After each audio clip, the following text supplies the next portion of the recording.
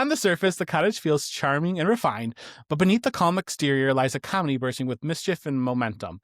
Today, we had the pleasure of speaking with the director of Pontiac Theater's production of Sandy Rustin's play, Tiffany Stano. Thank you so much for joining me today. Thank you for having me, Brian. I appreciate it.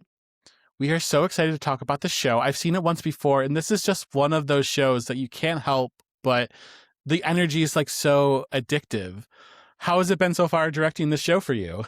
It has been fantastic. I have a great group of actors and actresses who have really taken this on with the fact that it is a little bit crazy, a little bit uncomfortable at times, and it really pushes their acting abilities and their abilities to kind of laugh at themselves, which has been super fun as a director. Yeah, because you do really have to kind of be able to join in on the laughter, I would assume, as an actor in the show, because it's like the most farcical farce show that you're ever going to be a part of. Oh, absolutely. If you look at the reviews of when it was on Broadway, they knock it down because of that, because it can be very, very campy. And I think you need to lean into that, because otherwise, if you try to be anything other than campy, it just ends up being a miss. Absolutely.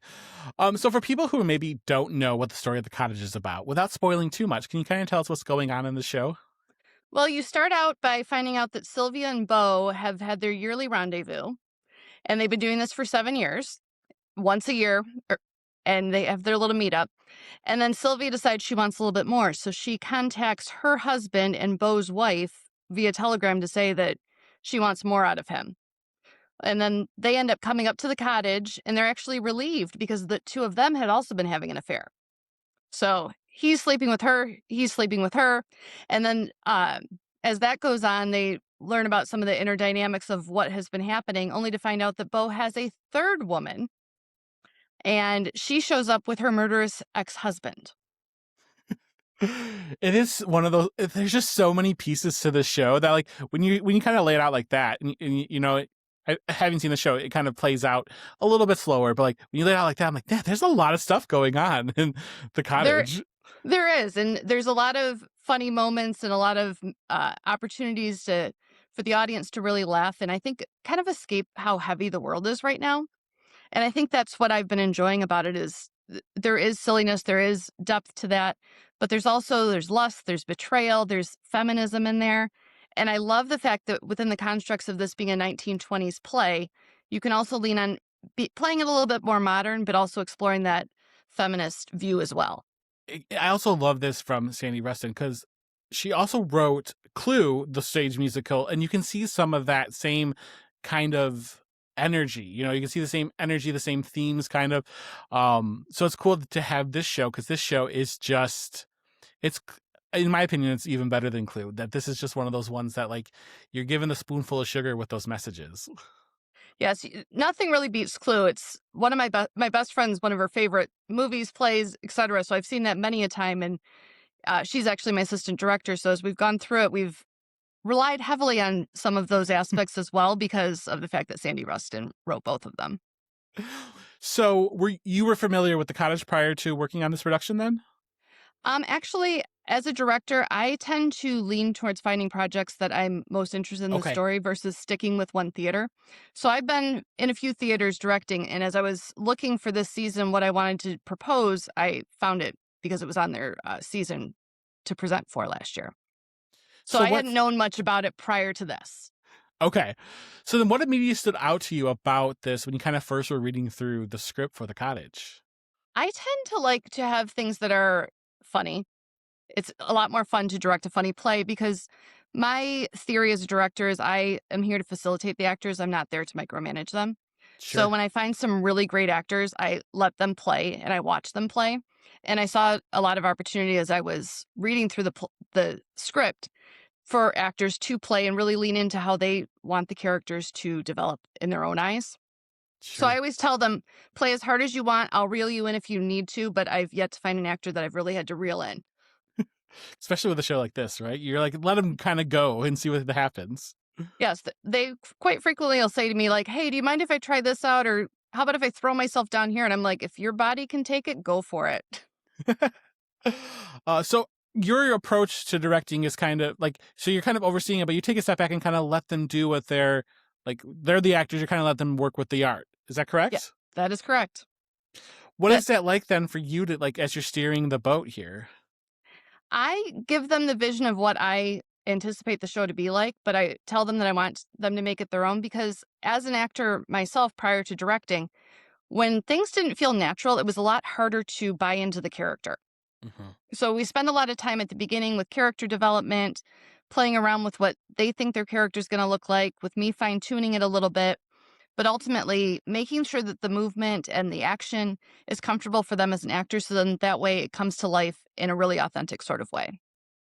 And that makes sense. And this is a show that is, even though again it's a farce and something that's bigger than life, these are like authentic instances here. There's relationships, there's hearts breaking, there's so you really want the authenticity of these characters in this play. Absolutely. There's some heartbreaking moments towards the end, and I really feel it with one of my characters without telling you too much, but I think I know which one you're talking about. I'm sure you do if you've seen this. So, with this particular production at Pontiac Theatre, was there challenges to bring it to life in the space? Because, this is a very big show. There sometimes is interaction with audiences. There's a lot of jumping around. Was there challenges to like staging and stuff like that when it came to the show? Well, Pontiac Theatre IV uses All Saints Episcopal Church as their staging area. So, given the fact that we're sharing a space with a church, and as a director, you want to build it as big as you can and make it as amazing as you can. And of course, there's scheduling issues, and they have a pretty fantastically big stage, but within the restraints of knowing that they have a homeless breakfast that goes on days that we're doing the show and having to monitor some of those sorts of things, it was a bit of a challenge. But then again, working with Pontiac Theatre for it is truly a community. You can rely Sure. heavily on the membership, and the president of the theater has been helping with building the set and set design, and anything I happen to need, there's people in place that have worked this area and worked this space before that have made it feel like home and feel comfortable.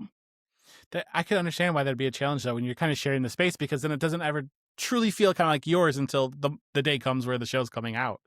Yes. Yeah, yesterday was our tech Sunday, and it was the first time running everything, and I think everyone's head was spinning by the end of the night, but it's gonna be great by Friday. Absolutely. Um, so what has been the most exciting thing about working with this cast then? I think we have such a diverse cast, various levels of, experience in theater, various levels of physicality, and that, I think, in and of itself has made these characters really be part of my heart and be part of the interwoven essence of the show. We've got so many fantastic actors. A lot of them have never worked together. About half of them haven't even worked with Pontiac Theatre 4 before. So that it becomes a family at that point where it's not just in some theaters, oh, these are all the people that always get cast. It's not like that. Sure. We picked people who I know, people didn't know. There were some people that we even cast where I hadn't even met them before, and it's really turned into a really nice story. That's awesome. And it just shows you how community it's not just the people but it's the community and bringing in people who are both talented but also who want to be a part of that community so much. Absolutely, and I think fate played a little bit of a part in there, and that the universe directed me to have the right people in the right parts for this show. That is so awesome. So were there moments within this comedy that required more careful shaping and rehearsal than others? There is an entire scene that revolves around a fart that we we Yes. had we had to spend 3 hours choreographing a fart, and when I told people that, they just looked at me like I was insane. But I think that that's one of those moments where taking the time to pay attention to that very small detail is gonna, pay off in the end.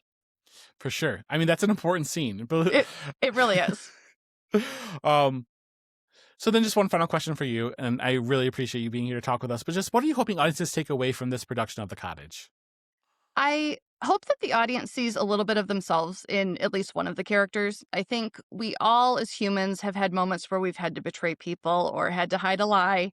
Even though, Mom, you don't want to hear me say that, but I think we've all had that kind of experience where we've been hiding something and it's come to life. And you don't always know how it's going to turn out, but in the end, it usually turns out all right. So I want the audience to be able to first escape the heaviness of the world right now, but also to see and relate to the characters that are in the show.